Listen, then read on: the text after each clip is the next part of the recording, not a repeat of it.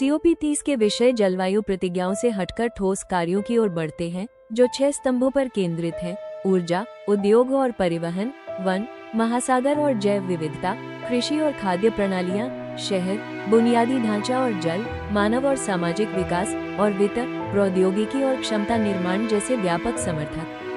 इसका उद्देश्य 1.5 degree Celsius के लक्ष्य को प्राप्त करना, जीवाश्म ईंधनों के समान चरणबद्ध उन्मूलन में तेजी लाना और जलवायु प्रतिरोधी समाजों का निर्माण करना है, जिसमें अनुकूलन और नवीकरणीय ऊर्जा की ओर संक्रमण केंद्रीय प्राथमिकताएं हों। अब इसका भारत पर भी प्रभाव पड़ रहा है, जिसमें अक्सर वैश्विक तापमान वृद्धि को सीमित करने जैसे लक्ष्य निर्धारित करने वाले नए उपायों पर बातचीत शामिल होती है। पश्चिम बंगाल में जलवायु कितनी संवेदनशील है? सुंदरबन में, जहां जनसंख्या घनत्व अधिक है। 2025 संयुक्त राष्ट्र जलवायु परिवर्तन सम्मेलन या UNFCCC के दलों का सम्मेलन, जिसे आमतौर पर COP30 के रूप में जाना जाता है, इसी को लेकर कोलकाता प्रेस क्लब में एक प्रेस कॉन्फ्रेंस का आयोजन किया गया, जिसे समाज में जागरूकता फैलाने के लिए एक पहल है। It's very important for a country like India and a state like West Bengal to prepare its strategy, because all these deliberations are to happen in COP30, which are very close to our requirement.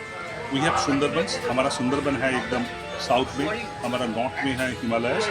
So it's very important to understand the implication. It's very important to ensure that हम लोग के यहाँ पर जो है, जो issues है, वो मुद्दा को वेलम में ले जाना। तो ये जो आज मीटिंग हो रहा है, जहाँ पर UNFCCC का चेयर, UNFCCC का चीफ एग्जीक्यूटिव ऑफिसर और जो ऑफिशियल्स हैं, यहाँ पर सारे जो एक्सपर्ट्स हैं, सारा इंडिया का सब है। So basically what we are trying together, सबके मिलकर ये हम लोग ट्राई कर रहे हैं कि यहाँ से थोड़ा एक ड्राफ्ट बनाना, जो हम लोग Brazil, because it is being done by the Brazilian high commission is partner to Brazilian high commission, non profit environment government integrated organisation, climate action network South Asia, CANSA, वो सब मिलकर ये कर रहा है।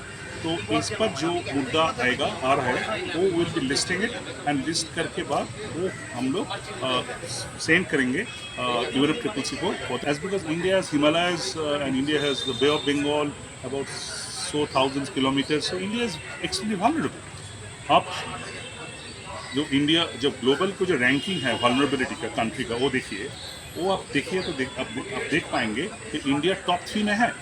सो ये फाइनेंशियल लॉस में है, ये ओवरऑल इम्पैक्ट में भी है।